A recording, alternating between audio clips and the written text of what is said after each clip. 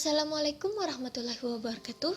Kami dari kelompok 2 ingin mempresentasikan hasil diskusi materi kelompok kami yang berjudul Pancasila sebagai Sistem Etika dengan dosen pengampu Bapak Ahmad Faisal MPD dengan anggota kelompok Adik Lianizmade dengan NPM 21125610, Ali Husein Al-Idrus dengan NPM 21125570, Amanda Putri Cahyawardani dengan NPM 21125571, Alpidah dengan NPM 21125605, Dias Aisyah Damayanti dengan NPM 21125588, Fitria dengan NPM 21125574, Muhammad Fazrianur dengan NPM 21125577, Muhammad Muhlisin dengan NPM 21125614, Muhammad Nazula Rizky Fajrid dengan NPM 21125609,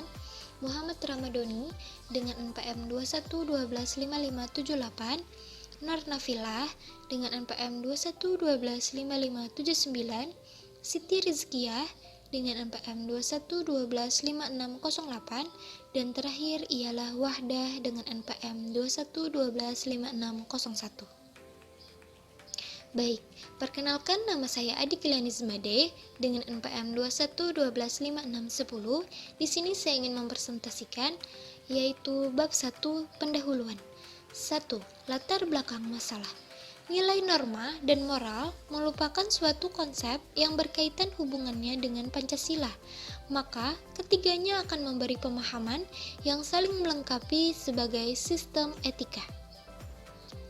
Pancasila merupakan suatu sistem filsafat, pada hakikinya merupakan nilai yang menjadi sumber analisis norma, baik norma hukum maupun moral dan lainnya. Selain itu, terdapat juga pemikiran-pemikiran yang bersifat kritis, mendasar, rasional, dan komprehensif. Oleh karena itu, pemikiran filsafat adalah suatu nilai-nilai yang mendasar yang memberikan landasan bagi manusia dalam hidup bermasyarakat, berbangsa, dan bernegara. Sebab itu, Pancasila sebagai sistem etika merupakan hal penting untuk seluruh manusia, khususnya rakyat Indonesia. Sekian dari materi penjelasan saya. Selanjutnya akan dijelaskan oleh teman kelompok kami. Terima kasih. Izinkan saya, Ali Husein Al-Idrus, NPM 21125570, untuk meneruskan presentasi dari teman saya. Bab 2 pembahasan. A. Konsep dan urgensi Pancasila sebagai sistem etika. 1. Pengertian etika. Istilah etika berasal dari bahasa Yunani ethos. Secara etimologis, etika berarti ilmu tentang segala sesuatu yang biasa dilakukan atau tentang adat kebiasaan. Etika merupakan suatu pemikiran kritis dan mendasar tentang ajaran-ajaran dan pandangan-pandangan moral. Etika dibagi menjadi dua kelompok, yaitu A. Etika umum, mempertanyakan prinsip-prinsip yang berlaku bagi setiap manusia. B. Etika khusus, membahas prinsip-prinsip tersebut di atas dalam hubungannya dengan berbagai aspek kehidupan manusia, baik sebagai individu, etika individual, maupun makhluk sosial. Selanjutnya akan dilanjutkan oleh teman kelompok saya. Aliran-aliran etika. Aliran-aliran etika, ada beberapa aliran etika yang dikenal dalam bidang filsafat, meliputi etika keutamaan, teologis, deontologis. Etika keutamaan atau etika kebijakan adalah teori yang mempelajari keutamaan, virtu. Artinya mempelajari perbuatan baik atau buruk. Etika teologis menganggap nilai moral dari suatu tindakan dinilai berdasarkan pada aktivitas tindakan tersebut dalam mencapai tujuannya. Aliran-aliran etika teologis meliputi hedonisme, utilitarianisme. Etika Deontologis adalah teori etis yang bersangkutan dengan kewajiban moral sebagai hal yang benar dan bukannya membicarakan tujuan atau akibat. Kewajiban moral mengandung kemestian untuk melakukan tindakan. Nama saya Dias Aisyah Damayanti, NPM 21125588. Saya akan meneruskan materi selanjutnya. Yang ketiga, etika Pancasila. Etika Pancasila adalah cabang filsafat yang dijabarin dari sila-sila Pancasila untuk mengatur perilaku kehidupan bermasyarakat, berbangsa, dan bernegara di Indonesia.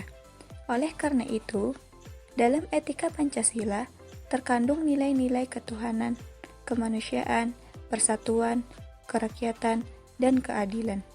Kelima nilai tersebut membentuk perilaku manusia Indonesia dalam semua aspek kehidupannya. Urgensi Pancasila sebagai sistem etika. Pertama, banyaknya kasus korupsi yang melanda negara Indonesia sehingga dapat melemahkan sendi-sendi kehidupan berbangsa dan bernegara. Kedua, masih terjadinya aksi terorisme yang mengatasnamakan agama sehingga dapat merusak semangat toleransi dalam kehidupan antar umat beragama dan meluluhlantakkan semangat persatuan atau mengancam disintegrasi bangsa. Ketiga, masih terjadinya pelanggaran hak asasi manusia atau HAM dalam kehidupan bernegara.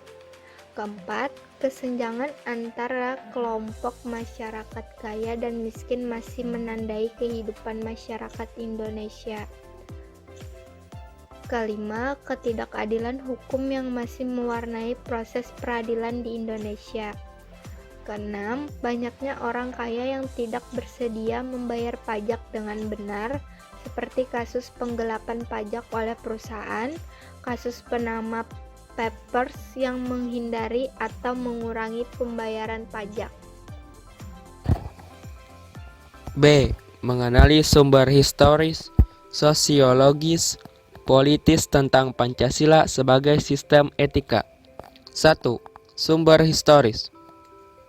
Pada zaman Orde Lama, Pancasila sebagai sistem etika masih berbentuk sebagai filosofische Grundlage atau Weltanschauung. Artinya, nilai-nilai Pancasila belum ditegaskan ke dalam sistem etika. Tetapi nilai-nilai moral telah terdapat pandangan hidup masyarakat.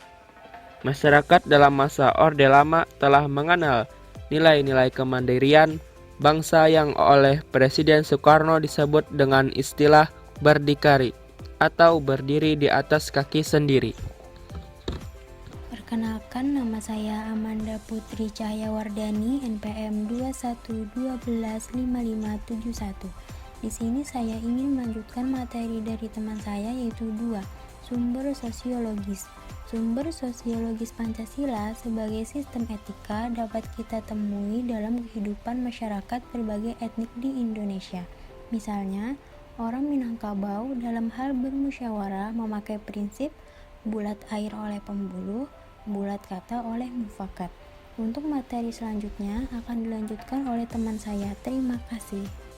Perkenalkan, nama saya Muhammad Muhlisin dengan NPM 21125614. Saya akan melanjutkan presentasi teman saya, yaitu 3. Sumber politis. Sumber politis Pancasila sebagai sistem etika terdapat dalam norma-norma dasar Grundnorm sebagai sumber penyusunan berbagai peraturan perundang-undangan di Indonesia.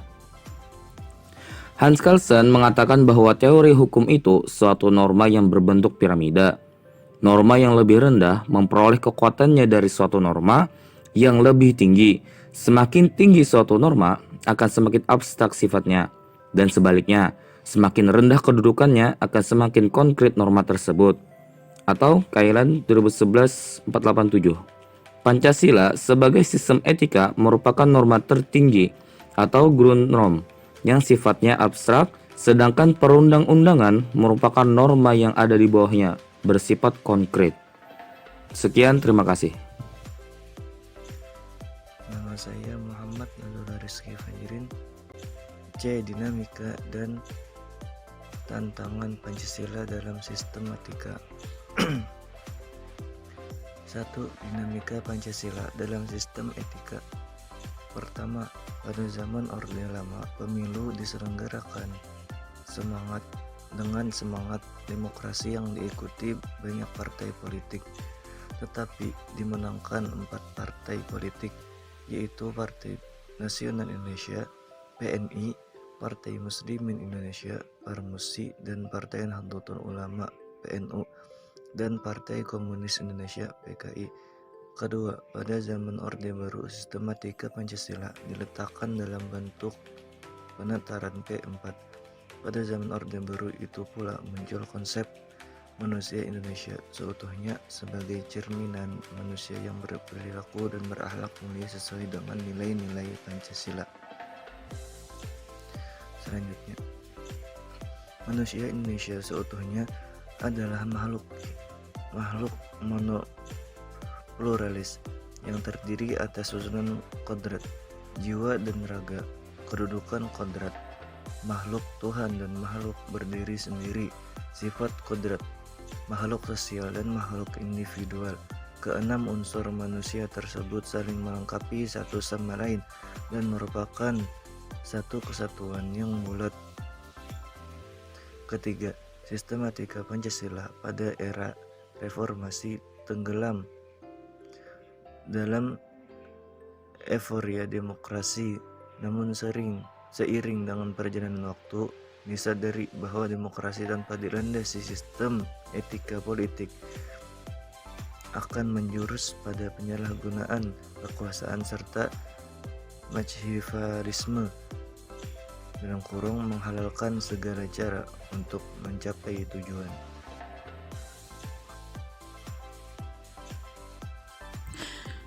Dua, tantangan Pancasila dalam sistem etika.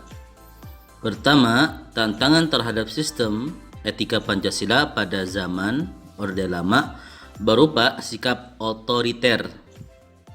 Kedua, tantangan terhadap sistem etika Pancasila pada zaman Orde Baru terkait dengan masalah NKK atau nepotisme, kolusi, dan korupsi yang merugikan penyelenggaraan negara. Ketiga, tantangan terhadap sistem etika Pancasila pada era reformasi berupa euforia kebebasan berpolitik sehingga mengabaikan norma-norma moral. Misalnya, munculnya anarkisme yang memaksakan kehendak dengan mengatasnamakan kebebasan berdemokrasi.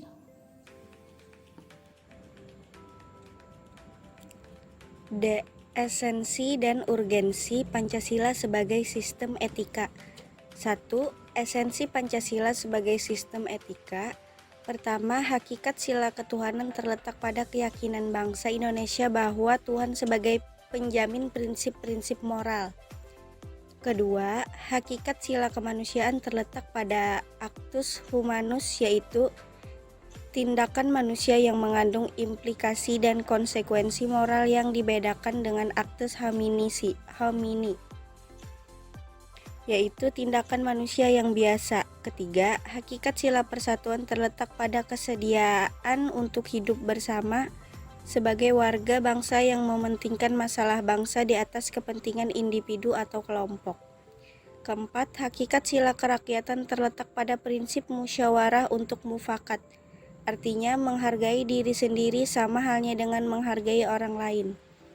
Kelima, hakikat sila keadilan sosial bagi seluruh rakyat Indonesia merupakan perwujudan dari sistem etika yang tidak menekankan pada kewajiban semata, deontologis, atau menekankan pada tujuan belaka, teleologis, tetapi lebih menonjolkan keutamaan, virtu etis yang terkandung dalam nilai keadilan itu sendiri. 2. Urgensi Pancasila sebagai sistem etika. Pertama, meletakkan sila-sila Pancasila sebagai sistem etika berarti menempatkan Pancasila sebagai sumber moral dan inspirasi bagi penentu sikap, tindakan, dan keputusan yang diambil setiap warga negara. Kedua, Pancasila sebagai sistem etika bagi setiap warga negara sehingga memiliki orientasi yang jelas dalam tata pergaulan, baik lokal, nasional, regional, maupun internasional. Ketiga, Pancasila sebagai sistem etika dapat menjadi dasar analisis bagi berbagai kebijakan yang dibuat oleh penyelenggara negara. Keempat, Pancasila sebagai sistem etika dapat menjadi filter untuk menyaring pluralitas. Kesimpulannya adalah Pancasila merupakan suatu sistem filsafat, pada hakikinya merupakan nilai yang menjadi sumber analisis norma, baik norma hukum, norma moral, dan lain-lain. Selain itu, terdapat juga pemikiran-pemikiran yang bersifat kritis, mendasar, rasional, komprehensif. Oleh karena itu, pemikiran filsafat adalah suatu nilai-nilai yang mendasar yang memberikan landasan bagi manusia dalam hidup bermasyarakat, berbangsa, dan bernegara, sehingga setiap rakyat Indonesia sangat diharuskan untuk dapat beretika dalam kehidupannya. Sekian presentasi dari kelompok kami.